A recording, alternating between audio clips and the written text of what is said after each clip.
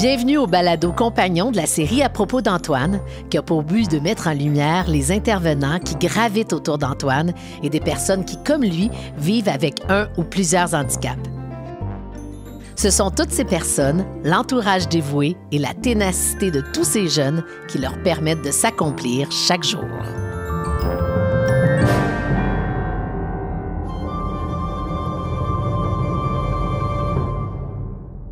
Aujourd'hui, nous recevons Sandra Lambert et Valérie Parent, fondatrice générale et conseillère à l'organisme Laura les Merveilles, pour discuter de leur mission et comment ils aident Antoine et plusieurs enfants, plein d'autres enfants avec des besoins particuliers à avoir du répit. Les filles, bonjour. Bonjour. Là, c'est sûr qu'il faut commencer par le début, le commencement. Oui. J'aurais envie de parler de l'organisme, mais l'organisme a un nom bien particulier. Laura, c'est ta fille, Laura. Exactement. Raconte-nous l'histoire de Laura. Écoute, le nom Laura les Merveilles est vraiment teinté de l'histoire de Laura et moi.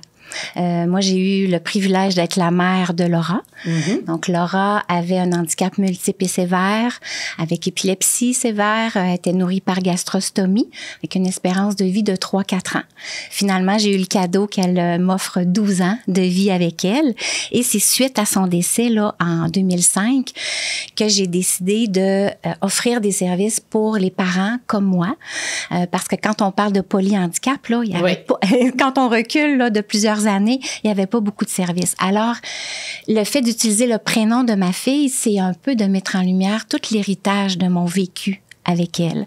Souvent, les gens, quand je leur disais que j'avais une fille polyhandicapée, ça devient vite triste, ça devient vite lourd. Hein? Les gens disent « Ah, Sandra... il y a comme un malaise, les gens évitent. Oui, puis il y a une émotion parce que, tu sais, ils savaient que était en soins palliatifs pédiatriques. Elle pouvait décéder à tout moment. Mm-hmm. Donc, elle a été en soins PAL toute sa vie, pendant 12 ans.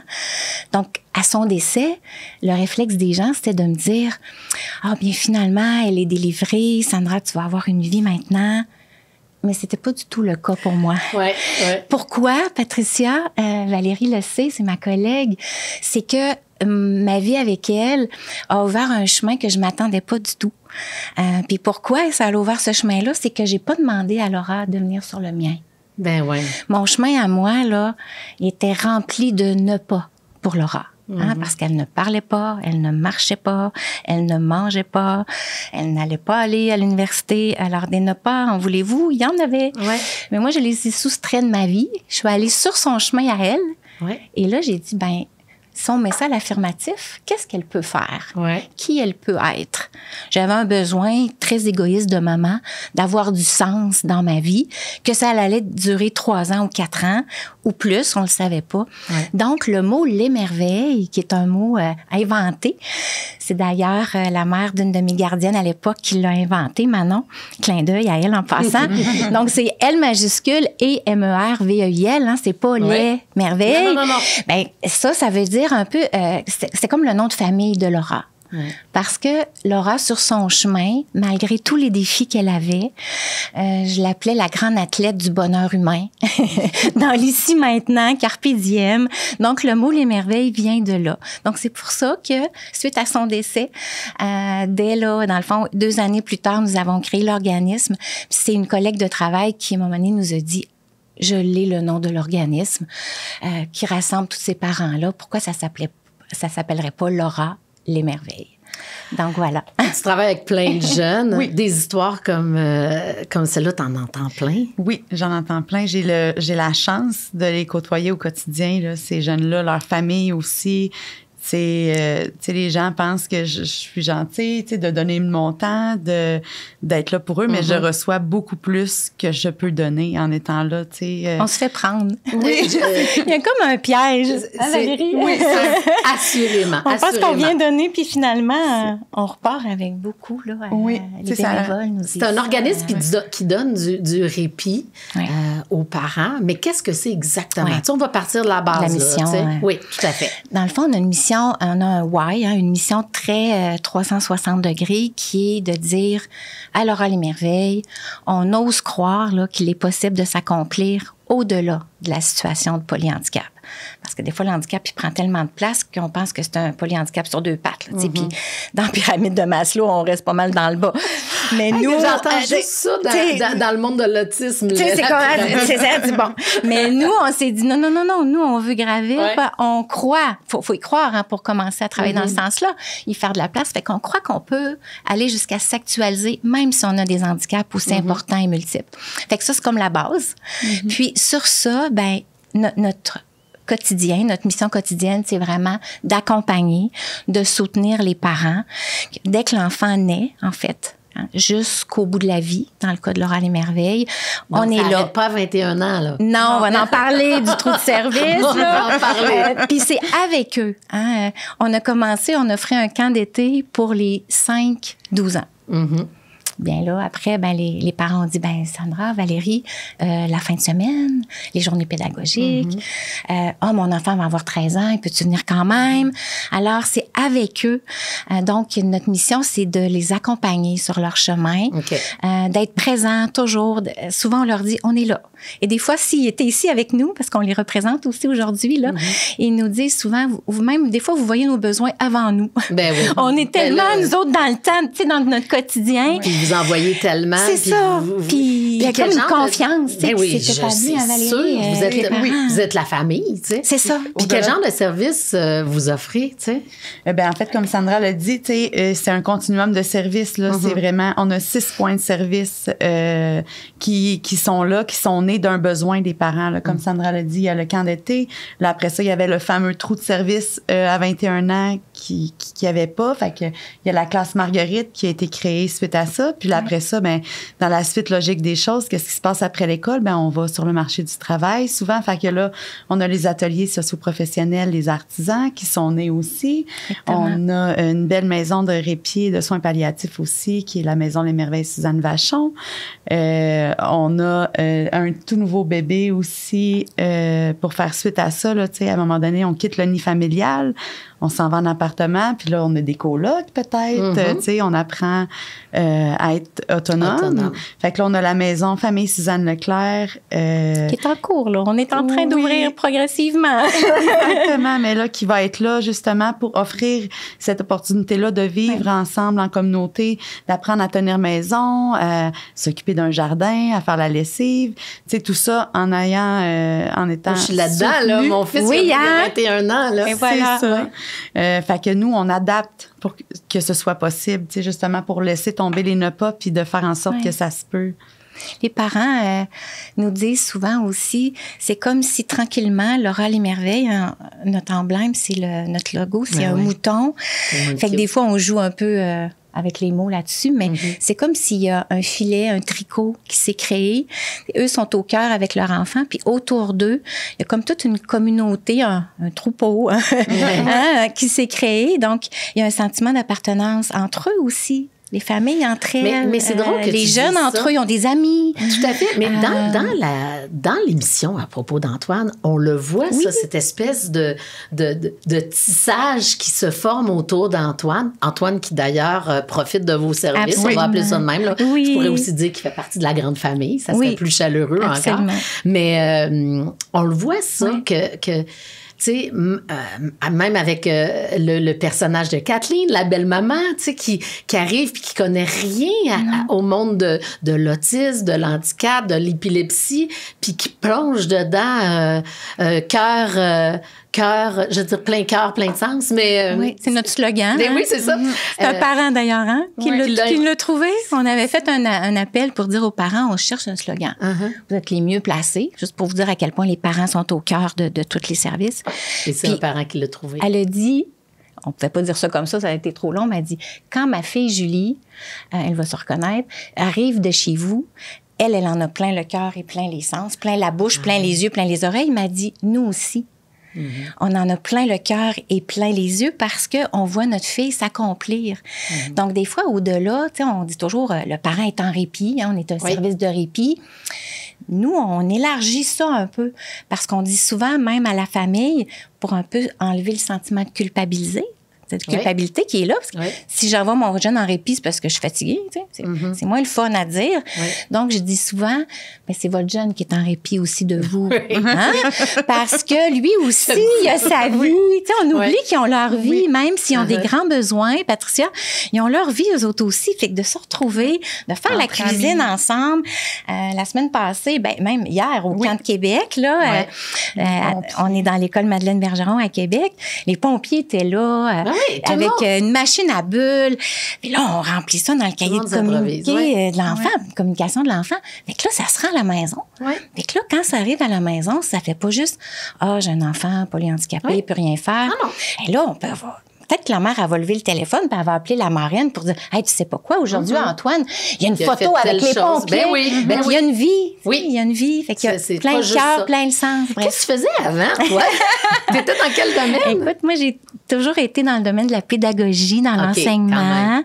Donc, enseigner au secondaire. Là, quand ma fille Laura était avec moi, j'étais enseignante au secondaire puis je m'impliquais beaucoup aussi auprès des jeunes pour organiser le bal des finissants, les amener en maison de silence pour réfléchir sur eux-mêmes. Fait que j'étais proche de l'humain. T'as ça dans l'âme, hein? On le sent assurément. Mais ça, avez-vous remarqué ça, que souvent les parents, parce que tu sais, c'est pas un service gouvernemental, là, votre affaire, là, tu sais. Avez-vous remarqué ça? Souvent, c'est les parents qui se prennent en main et qui se font, bon, là, il faut trouver des solutions pour nos jeunes puis qui mettent l'épaule à la roue, tu sais, pour l'avenir de nos jeunes. Absolument. Puis quand tu dis ça, c'est exactement la genèse de notre organisme.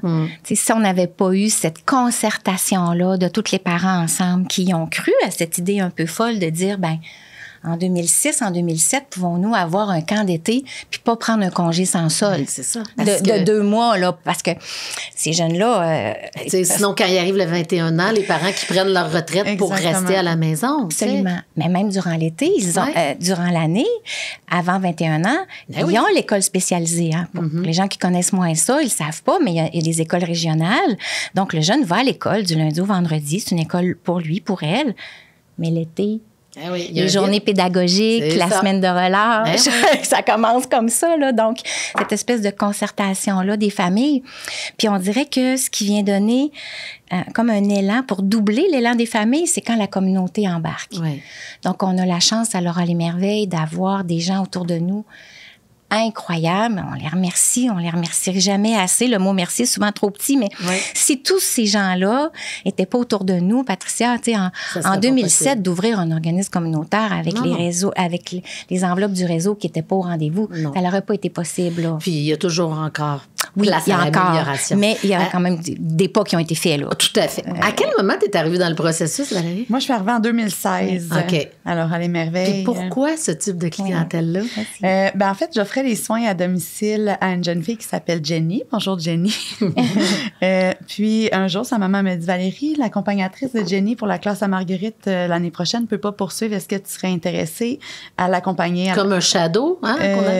C'est une accompagnatrice. Là, à la classe à Marguerite, sont vraiment en proximité. Fait que là, on peut vraiment développer la communication puis poursuivre les acquis qu'ils ont eu dans le réseau scolaire juste avant. Fait que avec Jenny, je suis entrée à la classe à Marguerite. Puis comme on parlait tantôt de piège, je suis restée pris là.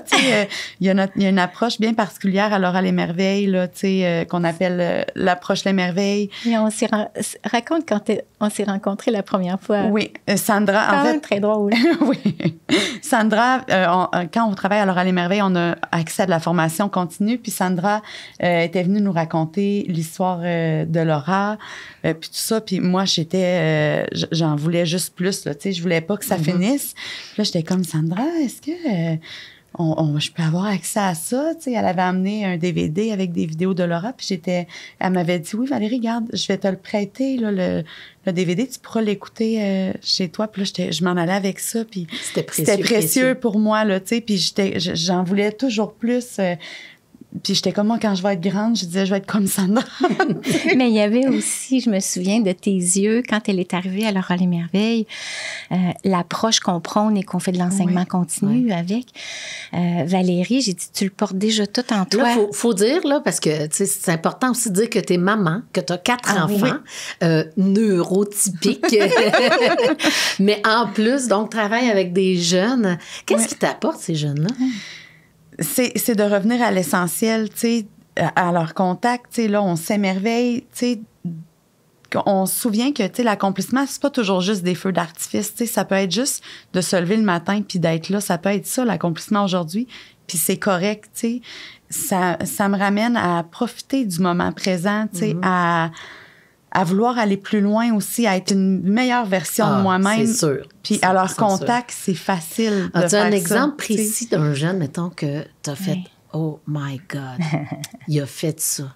Ben juste, on peut prendre un exemple d'Antoine la semaine dernière, tu sais, en zoothérapie. C'est moi qui étais avec lui à ce moment-là. Puis là, ben pour faire passer le chien dans le cerceau, j'étais comme, tu sais, si on se levait debout, Antoine, puis... Là, il était comme dans ses yeux, là, oui, quelle bonne idée, Valérie. Puis là, il était debout, puis il faisait sauter le chien dans son cerceau qui tenait. Puis là, à chaque fois que le chien sautait, tu sais, il se retournait pour me regarder, puis il était comme un petit... Fierté. Oui, fierté, tu sais, l'étoile dans ses yeux, comment...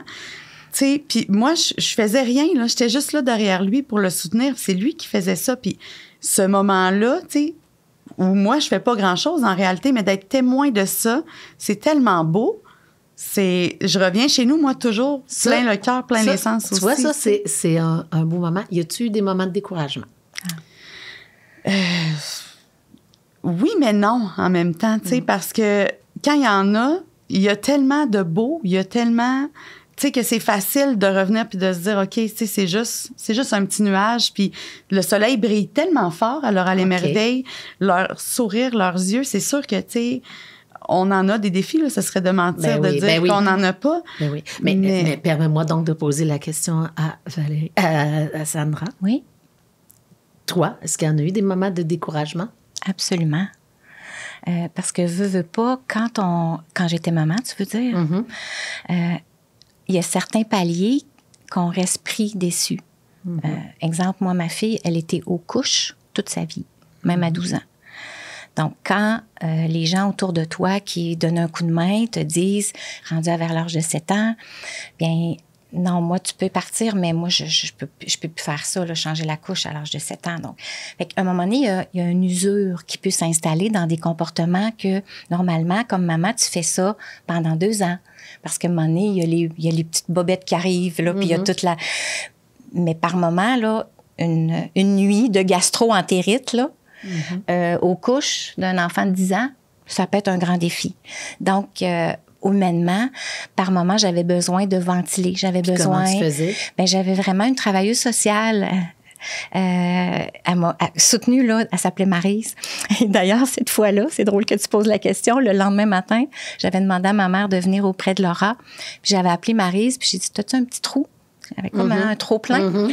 Et quand je suis rentrée dans son bureau, j'ai dit peut-être pendant 1 heure à quel point j'étais plus capable de changer des culottes de protection. Puis elle me disait, Sandra, t'es plus capable. Puis là, je repartais. Elle m'a pas dit, t'es bonne, t'es capable, t'es forte. Fait que j'avais l'espace pour exprimer que j'étais plus capable. Fait que quand 45 minutes étaient passées, je me suis levée, je fait bon, ben, je vais aller changer des couches. C'est correct. Fait que, tu sais, ces moments-là, ça l'arrive, ça l'existe, c'est humain. On est des personnes humaines, hein. Même dans l'équipe aussi, par moment, on peut avoir des interventions plus touchées avec certains jeunes et c'est toute l'équipe qui va supporter à ce moment-là. Hein. Valérie, dans son rôle là, de conseillère à l'intervention de l'approche, des fois, elle va venir appuyer un accompagnateur quand il vit un défi avec un jeune. OK, veux-tu aller prendre une pause? Je vais prendre le relais parce qu'on est des humains, puis il faut aussi se respecter soi dans nos propres limites. Là. On n'est pas parfait, hein? Mais tu sais, des fois, c'est important de le nommer. J'allais dire, des fois, c'est l'enfant qui a un problème, mais des fois, c'est le parent.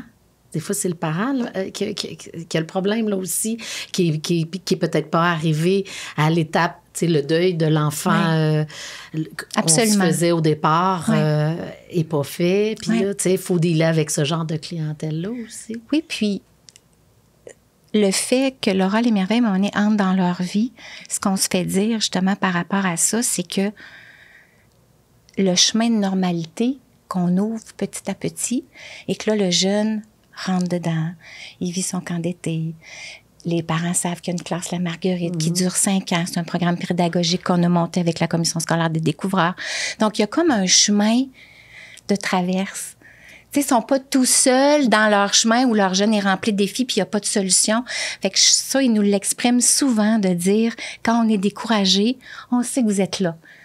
Et des fois, ils peuvent parler à l'équipe. Tu sais, aussi, on peut offrir du soutien par moment à des parents qui ont envie de discuter, de nous confier, là, et ils le font.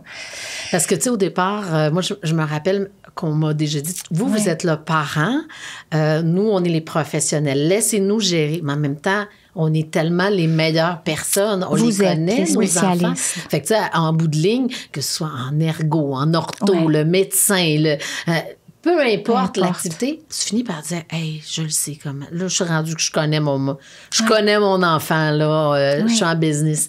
Mais il faut se faire confiance. Oui, mais par moment, moi, ce que j'oserais dire aussi, des fois, s'il y a des parents qui nous écoutent, de faire confiance aussi à des gens qui aiment vraiment leur enfant. Tu sais, dans la grande famille de Laura l'Émerveille, les accompagnateurs développent un certain lien de proximité, là.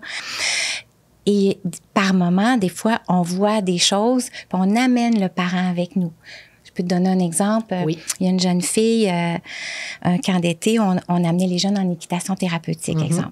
Fait qu'il y a un papa qui me dit, Sandra, tu peux laisser la place à quelqu'un d'autre, tu sais, parce que ma fille... Moi, elle fera pas d'équitation. Ben, tu sais, elle sera pas... Fait que là, je l'ai regardé, je me souviens de ça comme c'était hier. Je l'ai regardé, je disais, est-ce que tu me fais confiance? Il dit oui.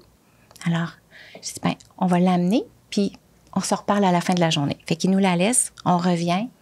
Il dit, puis, tu sais, fait que j'avais pris des photos puis des vidéos. J'ai même pas, je sais pas les mots. Regarde.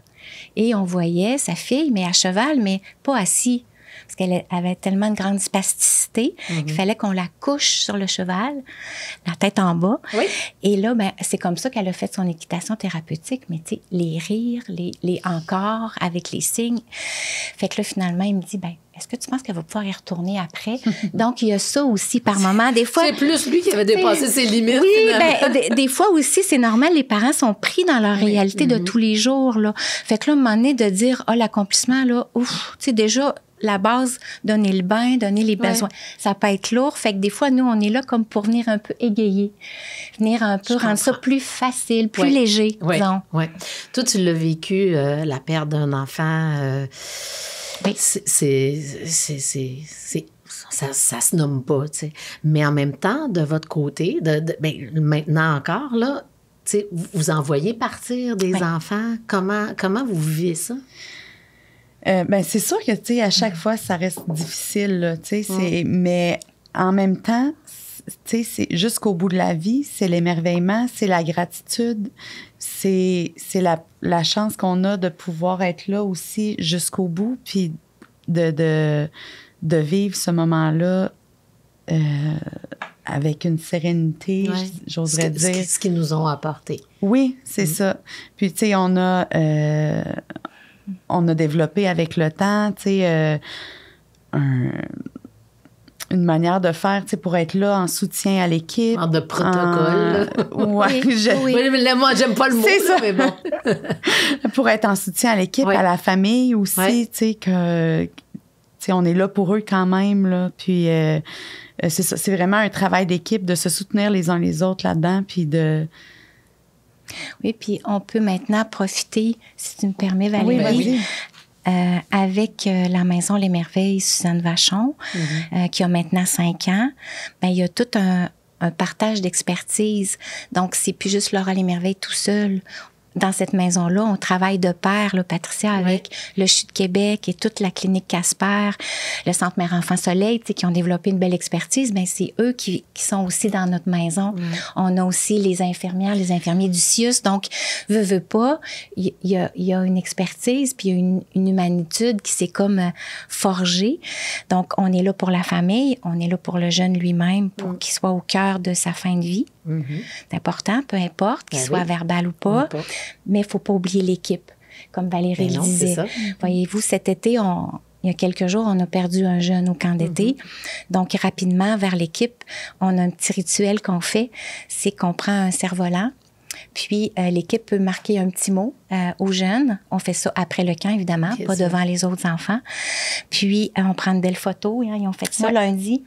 Et ils vont faire l'envolée du cerf-volant. Fait que ça, c'est comme un geste symbolique pour les aider à vivre le deuil de ce jeune-là. Parce que quand ils sont au quotidien, au camp d'été, pendant 35 jours, veut pas, on a beau les prévenir, leur dire, vous ne pouvez pas trop vous attacher, vous n'êtes pas de la famille, tu sais, tout le blabla de la formation, puis c'est correct. Mais quand ça l'arrive, il faut être présent pour notre équipe, là.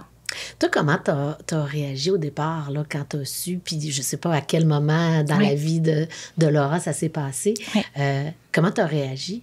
Puis à quel moment ça s'est produit, là? Oui, Comment tu t'en es rendu compte? En fait, dès que j'ai vu que Laura dépassait 3-4 ans, on avait un rituel à chaque soir, lors du dodo. On dirait moitié un petit peu. Ça fait longtemps que je ne l'ai pas raconté. Je lui disais toujours, merci pour cette journée de plus. Puis si tu en fais une autre, ben maman te suit. Mais c'est toi qui décides. Parce que faisant beaucoup, beaucoup d'épilepsie, elle pouvait décéder la nuit. Et tu l'as su très tôt?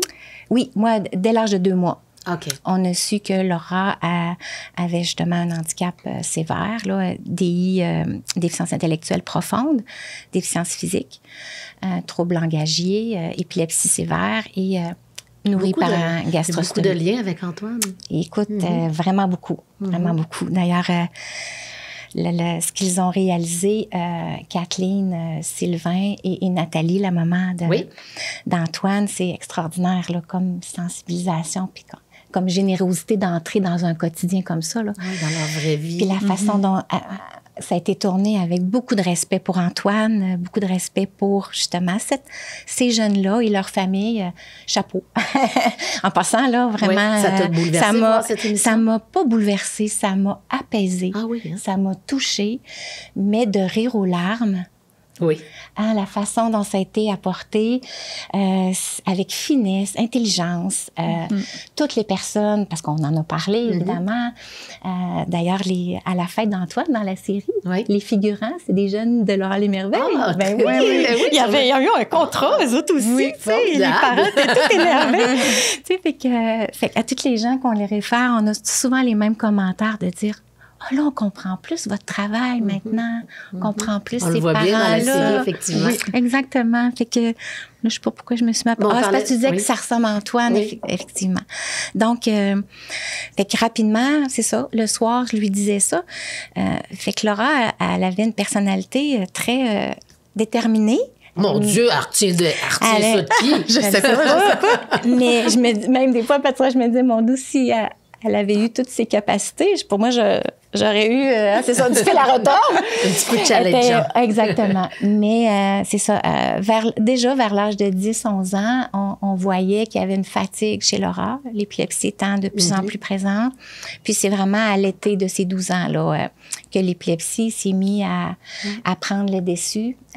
Puis Laura était fatiguée et elle communiquait avec ses mains. Tu dois connaître ce signe-là ici, fini encore. Mais c'était, tu sais, des fois fini, là, mais fini. Oh là là. Fait que bon, on va voir le médecin, tout ça. Puis c'est avec l'équipe médicale du Centre Mère-Enfant Soleil qu'on a dit, ben peut-être qu'on est rendu au bout. Donc, on va l'accompagner là, dans les prochains jours parce que les médicaments pour l'épilepsie ne faisaient plus effet. Là. Donc, elle a comme un peu participé à la décision, à sa façon. Elle l'a nommé. Elle l'a nommé. Et elle l'a nommé devant les spécialistes, parce que des fois, les spécialistes, tu le sais peut-être, là, ils disent, ben là, vous êtes la mère, peut-être que vous vous faites des idées. Mais je me souviens d'Hélène Roy, qui travaille avec nous à la Maison Les Merveilles Sainte-Vachon maintenant, Laura, lui, a fait le signe aussi. Puis là, elle dit, c'est vraiment ça que tu veux, ma belle? Oui, je suis fatiguée, tu sais, fatiguée, beaucoup dormir, donc plusieurs signes. Donc, elle est décédée le 14 septembre. Donc, c'est un privilège. Moi, ma peur, c'était que j'arrive le matin puis que je la trouve inerte dans son lit. Fait que de pouvoir être avec elle, d'apporter sa douillette à l'hôpital, mettre plein de... Tu sais, sa chambre d'hôpital, c'était plein de posters qu'on avait apportés de la maison. Et c'est là quand même qu'est venu le rêve de dire, c'est pas ici que ça devrait se faire. Tu sais, Laura a été soignée ici, toujours avec beaucoup de grands soins, là. Mais mourir, c'est pas une maladie.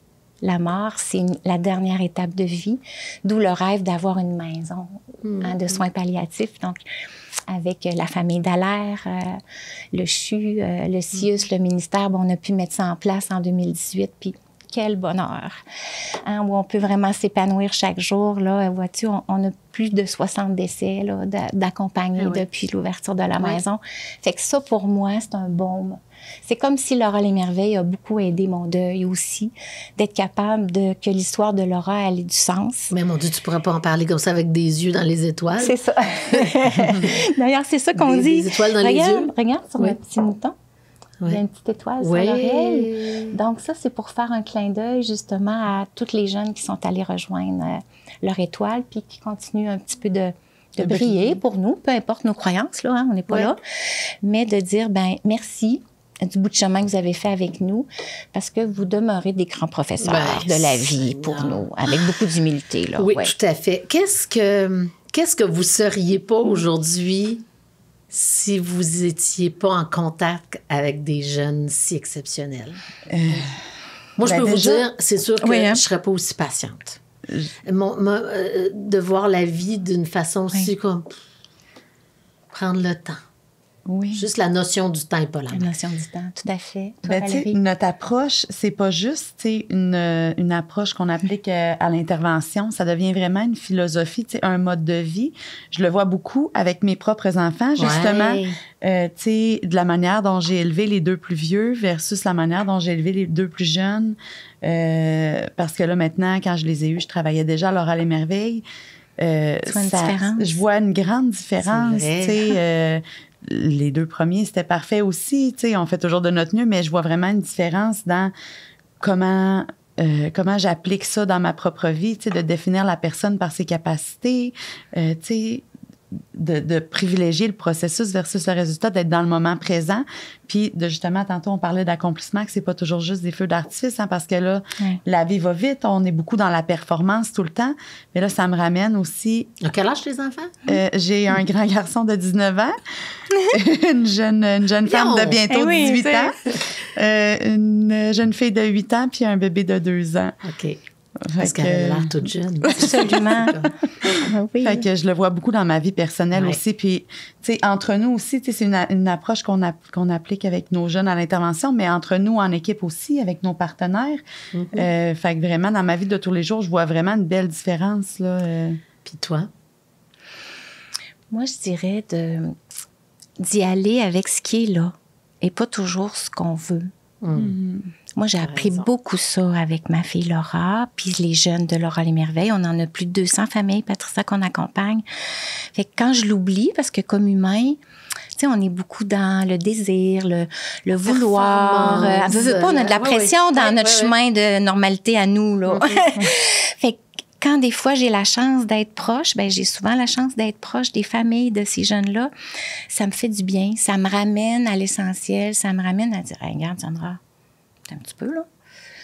Prends ce qui est là et apprécie-le au lieu d'être déçu puis de vouloir autre chose. Quelle belle leçon. Je vous dirais que c'est ça. Puis moi, il y a quelque chose que je suis fière aussi, c'est quand je regarde mes enfants. Toi, tu en as par la bande maintenant. Oui, vraiment. Sandra, pour tes enfants, toi, Valérie, c'est toute l'espèce de bienveillance qui tu sais, veut pas, sont happés. Leur grand frère est autiste. Oui. Toi, Valérie, ils le vivent parce qu'ils connaissent ton milieu de travail. Oui. Toi, ils l'ont vécu aussi, même s'ils n'ont pas connu Laura, ta fille. Oui.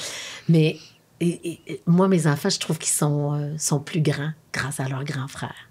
Ça, je trouve ça vraiment, vraiment chouette. On a parlé d'un passage à vide le 21 ans, puis je veux en parler avec vous.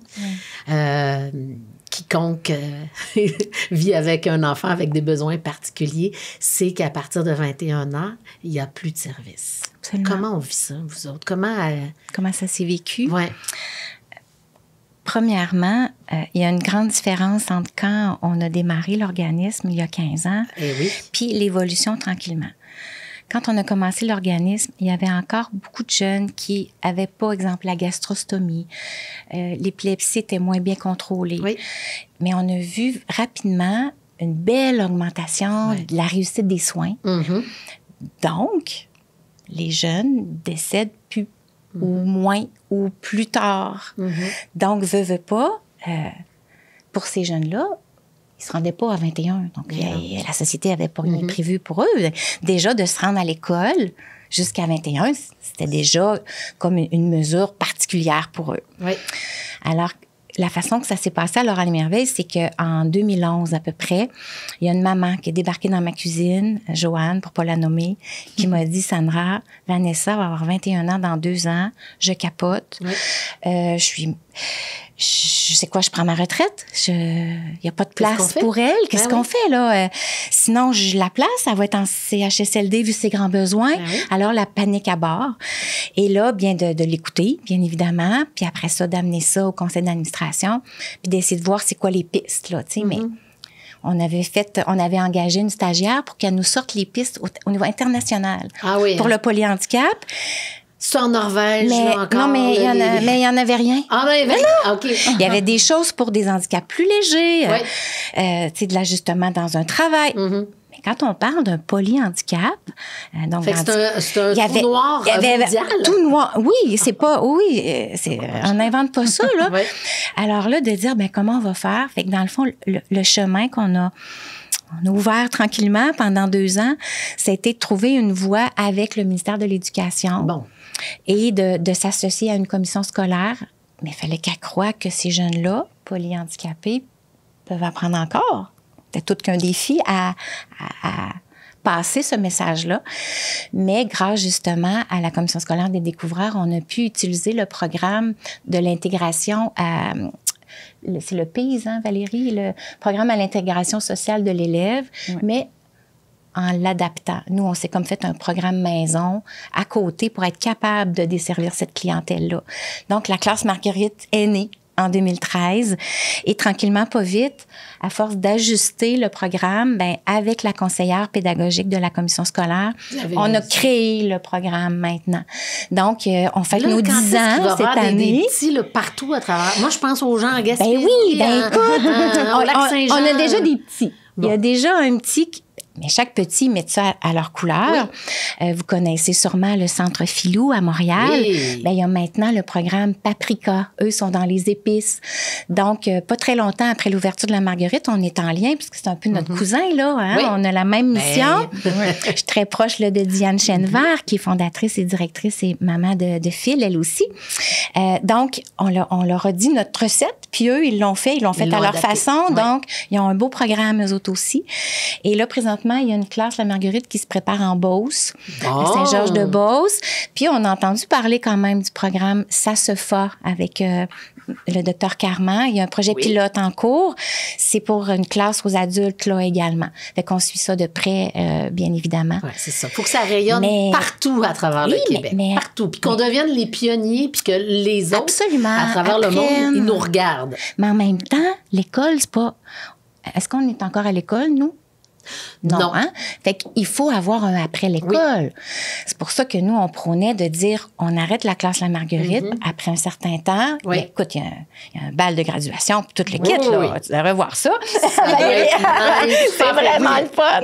Dans le gymnase du Centre d'éducation des adultes. Donc, c'est eux qui préparent aussi là, de A à Z. Là. Oui, ils ramassent les canettes pour ramasser des sous pour leur balle. La fierté de ces jeunes-là quand ils accomplissent quelque chose. Incroyable. Ça n'a pas de mots. Moi, je le vois chez mon fils. Fait que je comprends ce que vous dites. Chez les pères, chez dans la famille, chez les frères, les sœurs, là, de dire, ils sont là au bal, là. Tu sais, papa, maman, des fois grand-papa, grand-maman, là. Puis ils sont contents d'être là. Puis là, ils sont contents de participer à la réalisation de leurs frères, de leurs petits frères, de leur, peu importe. Mais en même temps, la vie, après, c'est quoi? Mais normalement, il faut participer à notre société, il faut contribuer. Donc, Valérie, tu as beaucoup travaillé aux ateliers socioprofessionnels, les artisans. Exactement. Donc, je te laisserai parler de ce beau projet-là qui prend la relève après la classe à Marguerite. Alors là, les jeunes de la Marguerite arrivent puis deviennent comme des artisans. Puis là, nous, on a des ateliers qui ont été créés par l'équipe au cours du temps avec des outils adaptés, puis en prévision, par exemple, d'un marché de Noël. Alors là, ils font des ateliers peut-être tantôt de sel de bain. Puis là, ils ont la petite recette adaptée, les outils adaptés. Puis de manière autonome, avec le soutien dont ils ont besoin, bien, on les amène à créer leurs produits. Là, ils ont plusieurs produits, des soupes en pot, des savons, des ornements de sapin. Fait que là, tout l'automne, ils préparent ça, puis arrive au mois de décembre, là, on fait l'invitation pour le marché de Noël. Ils font leur pub. Là, on envoie ça aux parents, à la communauté aussi. Fait que vraiment, tout le monde est inclus là-dedans. Puis là, ben, victime de leur popularité, là, le jour du marché de Noël, ça s'envole comme des petits pains chauds. Mais la fierté dans le visage de tout le monde. Incroyable. Puis c'est magnifique, là. Puis, tu sais, ils ont des contrats aussi qu'ils vont signer eux-mêmes, là, tu sais, des fois avec des garages pour des guenilles qui découpent avec un ciseau adapté. Ouais, exact. On a un contrat aussi avec la maison Mère Mallet dans lesquels sont nos locaux, dans le fond, pour l'aménagement paysager dehors. C'est un artisan, un de nos jeunes qui descend dans le bureau en bas pour signer lui-même le contrat, tu sais. À sa façon, toujours. Ben oui. Ce que je comprends là-dedans, Valérie, c'est qu'ils ont les aptitudes. Faut donner les outils. Oui. Faut leur donner les outils, mais ils ont les aptitudes pour être utiles, pour être fiers, puis être prendre part à cette belle société. Exactement. Nous, on met ça de l'avant, on leur fournit, comme tu dis, les outils pour le faire. On fait beaucoup d'art aussi avec eux, Patricia. Là, ils font des toiles là, avec le temps. J'en ai une à la maison. C'est ça, hein? Alors, on a comme un volet Les Merveilles en art, puis ça s'est transformé avec le temps. On fait un vernissage au mois de juin. Et là, on commence à avoir des gens qui nous disent, bien là, on peut-tu acheter les toiles? Puis là, on va leur demander s'ils veulent. Là, c'est eux qui ont les droits d'auteur sur ces belles toiles-là. Mais bref, quand on les voit, ces jeunes-là, vivent ces moments-là, c'est comme s'ils apparaissent au monde. C'est comme si, tu sais, quand on parle d'eux, on parle plus du handicap. Là, on parle pas de ne pas. Exact. Et des fois, quand on parle de cette clientèle-là, puis que les gens n'ont pas vu la clientèle encore, quand ils viennent, ils font un saut. Parce qu'ils disent, mais ils sont vraiment beaucoup handicapés. La façon dont vous en parliez, on n'aurait pas pensé à ça. d'Antoine qui se retrouve comédien dans une série. C'est assez fantastique. Son père le dit, tu sais, jamais. Si on m'avait dit ça un jour, je l'aurais jamais cru, tu sais. Oui, puis même qu'Antoine, ça a eu du bon pour lui d'être stimulé comme ça. Il a fait moins d'épilepsie. Tu sais, docteur Michel Sylvain, qui suit beaucoup comme neuropédiatre là, de nos enfants, c'est lui qui a fait la fin de vie avec Laura, je le connais bien. Mais tu sais, même... tu sais, scientifiquement, là, il y a eu un plus-value. Qui aurait pensé ça? En plus de... Formidable. Son estime de lui. Si je vous laisse le mot de la fin, vous auriez quoi à dire? Fais le tien. Je vais faire le mien après. OK, je laisse aller. J'aurais envie de dire aux gens là, d'oser. Tu sais, souvent, là, les jeunes qui sont en situation de polyhandicap, on a une clé de notre approche qui est de trouver sa cachette. Puis c'est vraiment comme un peu au jeu, là. Tu sais, quand on est caché, tu sais, c'est le fun, mais à un moment donné, quand on est caché trop longtemps, on aime ça, être trouvé aussi. Puis les jeunes qui vivent en situation de polyhandicap, là, les gens passent à côté souvent sans jamais même les voir, tu sais, mais ils ont des envies, ils ont des rêves, tout ça. Alors nous, quand on aime ça dire qu'on trouve leur cachette, on va à la rencontre de ça. Ça leur permet de s'ouvrir au monde, puis de pouvoir s'accomplir eux aussi. Fait que c'est ça que j'aurais peut-être envie de dire aux gens de se permettre d'accéder à ça eux aussi, tu sais. Merci, Valérie. J'aurais pu dire la même chose, fait que je vais te dire d'autres choses, mais je suis tellement d'accord et j'adore cette clé d'intervention-là. Elle a fait toute la différence dans ma vie. Le parcours de Laura Les Merveilles, c'est pas pour moi que je le fais. Ma fille est plus là. C'est vraiment pour que ces jeunes-là puissent continuer à avoir une place. Il y a des grands bouts de chemin de fait. Il y a des barrières qui sont tombées, mais il en reste encore. Moi, ce que je veux dire, c'est que ces jeunes-là, qui sont rendus maintenant à l'âge adulte, il faut qu'on continue de leur faire une place. Ils existent, même si c'est une petite niche. Tu sais, là, je considère que le chemin, il est bien entamé. Ils ont l'école, ils ont leur camp d'été, ils vont à la classe La Marguerite, ils ont leurs ateliers. Oui. Là, ils sont rendus à 30 ans. Il manque, il faut fermer la boucle. Il faut qu'un jour, on puisse leur offrir une maison. Là, il y a la maison Famille Suzanne Leclerc qui s'en vient, qui se veut de l'hébergement temporaire pour qu'ils se pratiquent, tu sais, un peu avec leur coloc en alternance avec la maison, pour que les parents aussi s'habituent, parce que c'est les parents qui nous ont dit, Laura Les Merveilles, pas tout de suite une résidence. On peut-tu avoir de la garde partagée? Alors ça s'en vient. Puis déjà, il y a des grands défis là, de financement et tout ça, parce qu'il n'y a pas de case encore pour ça. On est un petit peu en avant de notre temps. Ouais. Mais une fois que cette maison-là va ouvrir, probablement cet automne, on attend des belles nouvelles, bien, il en resterait une. Ça serait probablement plusieurs maisons, mais pour que... parce que moi, ce qui est important pour moi, c'est que les parents, on réponde à leurs besoins. Et présentement, moi, des fois, je reçois des parents qui ont des cris de détresse qui disent, ben moi, Sandra, je peux pas mourir. Et non. Et non. Tant que la boucle n'est pas fermée. Surtout que maintenant que j'ai connu ça, si je n'y avais pas connu, fait que là, des fois, je dis, mon Dieu, on a créé un monstre.